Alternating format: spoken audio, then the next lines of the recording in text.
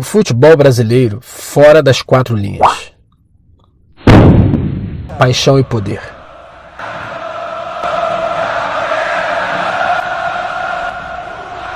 O Brasil é o país do futebol, das arquibancadas aos campos de várzea, das Copas do Mundo às peladas de domingo. Mas enquanto a bola rola dentro do campo, fora dele existe um jogo ainda mais complexo. O jogo das leis, dos contratos, dos regulamentos, das negociações e das disputas por poder. To the country, Brazil. Você já parou em algum momento para pensar quem realmente está mandando no futebol brasileiro? Bem-vindo a um campo onde regras são feitas, mudadas e muitas vezes ignoradas. Bem-vindo ao universo jurídico do futebol brasileiro. A Lei Pelé e a profissionalização. Em 1998, um novo capítulo foi escrito. A Lei 9.615, batizada de Lei Pelé. Ela trouxe uma verdadeira revolução. Acabava ali o passe, um mecanismo que transformava atletas em propriedades dos clubes. Agora, o jogador é dono do seu destino, ao menos na teoria. A Lei Pelé criou bases para a profissionalização. Contratos de trabalho, direitos de imagem, percentuais para clubes formadores de atletas. Mas também abriu espaço para empresários, cláusulas milionárias e brechas que poucos conseguem entender. A Lei Pelé foi criada há 12 anos para regulamentar o esporte brasileiro, mas como o Brasil é o país do futebol, a lei é quase toda dedicada a essa paixão nacional. Depois de 10 anos de vigência da lei, era necessário avaliar a implantação da lei, fazer correções, sobretudo no sentido de valorizar o clube formador, no sentido de fazer com que os atletas possam ficar mais tempo no Brasil. O projeto que altera a Lei Pelé foi enviado ao Congresso pelo Executivo. Na nova proposta, o clube formador vai receber até 5% toda vez que o jogador que ele revelou for vendido a outro time. Cada ano de formação dá direito a 0,5% do valor da transferência. Eu acho que vai ser benéfico porque o clube investiu no jogador desde a base, gastou dinheiro, continua investindo depois que o jogador sobe profissional. Eu acho certo, sim. Mas para o dirigente do Gama, um clube do Distrito Federal na Série C do Brasileiro, só 5% do valor das transferências não pagam os custos de formação de um jogador. Ele defende que o passe do atleta seja do clube, no mínimo pelo mesmo tempo que ele ficou em formação. O torcedor como cidadão. E o torcedor? Onde entra nessa história? Em 2003, o Estatuto do Torcedor foi criado para garantir direitos básicos, segurança nos estádios, acesso, formação e respeito. O torcedor passou a ser reconhecido como consumidor. Mas mesmo com a lei, cenas de violência, cobrança de preços abusivos nos ingressos e desrespeito ainda são comuns na esfera do futebol. Afinal, cumprir a lei no futebol nem sempre é regra. A alteração do Estatuto do Torcedor pela nova lei, que foi sancionada recentemente pelo presidente Lula, torna a lei mais rígida e traz penalidades até de alcance penal. Portanto, aquele torcedor, aquela pessoa que vai a um estádio, não imbuído do que aquele espetáculo representa e venha a ter uma atitude que contraria aquilo que se espera de alguém em público, ele poderá ser, sim, penalizado e, dependendo da atitude por ele posta em prática, ele poderá até sofrer sanções penais. No que respeita à torcida, seus torcedores devem ser identificados, devem ser conhecidos e a torcida deve também ter, como geralmente costuma ter, os seus líderes. e que, portanto, a torcida, quando reunida, deve fazer o possível para que o espetáculo se desenvolva sem qualquer entrevero que possa resultar em um tumulto ou qualquer coisa parecida. Existem certas atitudes que devem ser postas em prática. Por exemplo, a revista de alguém que vai entrar em um estádio ou em algum ginásio para assistir uma partida de vôlei. Essa revista pode, num primeiro momento, ter uma certa reação desfavorável por aquele que está sendo revistado, mas, por outro lado, deve haver a compreensão de que, por estar em público, em um número acentuado de pessoas, a revista se faz necessária. Fora isso, e aí é uma situação muito interessante, que é o controle, o arcabouço técnico da coisa. É um negócio importantíssimo, porque aquele que está sentado numa mesa, ele está vendo o campo, ele está acompanhando, ele está verificando a coisa. Então, ele tem condições de verificar se naquele canto do estádio, ou se naquela arquibancada lá em cima, está começando algo estranho. Ou seja, esse controle permite que o técnico, a pessoa, a polícia, enfim, chegue ao local e evite algo maior. Só o torcedor dentro do estádio e o conforto que ele lá deve ter, a numeração do bilhete quando ele compra, o lugar marcado.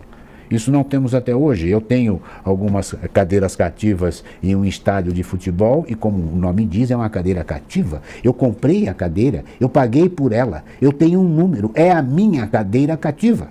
Pois quando chego lá tem um torcedor sentado na minha cadeira, é numerado. E o torcedor de lá não sai. Então é preciso ter a consciência do próprio torcedor, isso se chama educação, que se espera que esta regra seja respeitada. E esta lei visa essa situação, que se tenha o respeito recíproco entre seres humanos e um espetáculo esportivo. A torcida organizada, ela agora passa a ser considerada uma sociedade de fato, quando não uma sociedade civil devidamente organizada, tanto de uma forma como de outra. Elas representam uma entidade e, como tal, elas devem se comportar e devem ser respeitadas e respeitar. Era das SAFs e o futebol como negócio. O futebol brasileiro está mudando. Com a Lei 14.193 de 2021, nasce a SAF, Sociedade Anônima do Futebol. Agora, clubes podem virar empresas, atrair investidores e separar o social do profissional. O objetivo? Salvar clubes endividados, trazer mais transparência e gestão moderna. Mas críticos alertam: o futebol pode virar apenas um negócio distante das comunidades que o criaram.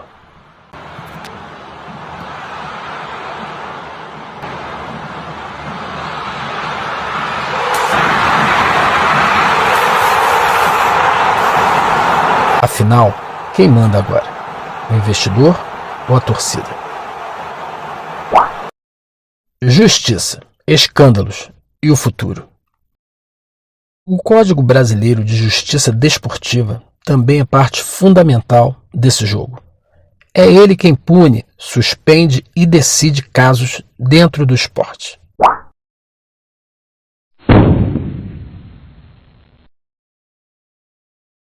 E com a nova Lei Geral do Esporte sancionada em 2023, o país tenta unificar e modernizar suas normas. Será esse o começo de uma nova partida? O futebol não é só paixão, é cultura, é negócio, é política, mas acima de tudo, é reflexo de um país. Conhecer suas leis é entender suas disputas, seus erros, suas vitórias. Considerado uma paixão nacional, o futebol brasileiro movimenta bilhões de reais por ano. E como todo grande negócio, é necessário que nele haja credibilidade e respeito às regras impostas. Sendo assim, a Justiça Desportiva foi criada para julgar as possíveis irregularidades cometidas dentro do campo. futebol paulista, o Tribunal de Justiça Desportiva é o responsável para decidir os litígios envolvendo clubes, técnicos e atletas. Composto por comissões disciplinares, auditores e procuradores, é nele que se decidem as punições para aqueles que cometem infrações. O árbitro preenche uma súmula e o assistente assina a súmula junto com ele. Esta súmula ele coloca as ocorrências e essas ocorrências vêm para o tribunal. Aí, de posse dessas ocorrências, por exemplo, ele relata lá, o jogador foi expulso porque desferiu um tapa no rosto de fulano e tal. Então vai observar, ver se se enquadra em algum artigo do Código de Justiça Desportiva. Se enquadrar, ele faz a denúncia, oferece a denúncia. Aí o jogador vai ser julgado naquele artigo. Então, por quem que ele é julgado? Ele é julgado primeiro nas comissões. Nós temos aqui 3 comissões, primeira, segunda e terceira. Ele é julgado nas comissões e este julgamento sempre ocorre na semana seguinte. É uma cautela que nós tomamos de todo jogador que é expulso numa semana, na semana seguinte já está sendo julgado, para poder saber a decisão que nós vamos ter, se vai ser suspenso, se não vai ser suspenso, porque todo jogador expulso cumpre obrigatoriamente uma partida de suspensão. É aquela que a gente chama de obrigatória. Eu tenho a suspensão obrigatória.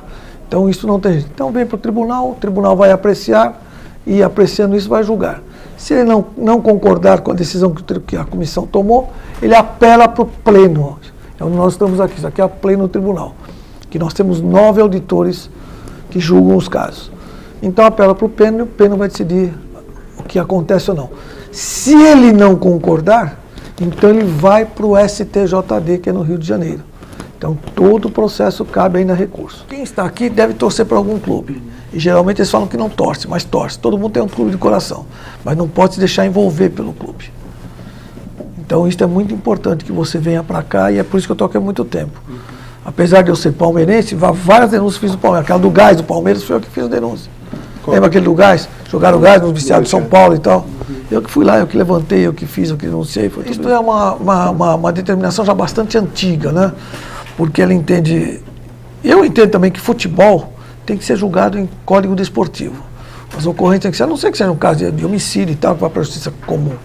Mas às vezes teria que ser decidido na justiça desportiva. Porque senão vai virar uma bagunça total. Você não acaba nunca. Por exemplo, no caso da Portuguesa, conseguiu uma liminar, se ela bate o pé, vai até onde isso? É prejudicada uma maioria, entendeu? Uma comunidade toda, nós temos venda de ingressos. Aquele jogo que a Portuguesa saiu na metade, como é que ficaram os pagantes que foram lá? Receberam dinheiro de volta? Então causa um transtorno. Então a justiça desportiva é mais rápida, mais séria, e eu acho que deveria ser a competente para apreciar tudo aquilo que estiver envolvendo o futebol. Enquanto fazemos a apuração deste documentário, está ocorrendo no Congresso Nacional a CPI das bets, um outro capítulo que vem influenciando muito no destino do futebol em nosso país. Isso será tema no futuro de um outro documentário, porque no Brasil a bola não pode parar, mas o jogo das leis, esse nunca acaba. Agradecemos a você que acompanhou esse vídeo até aqui. Deixe seu like, se inscreva no nosso canal. Um abraço e até o nosso próximo vídeo.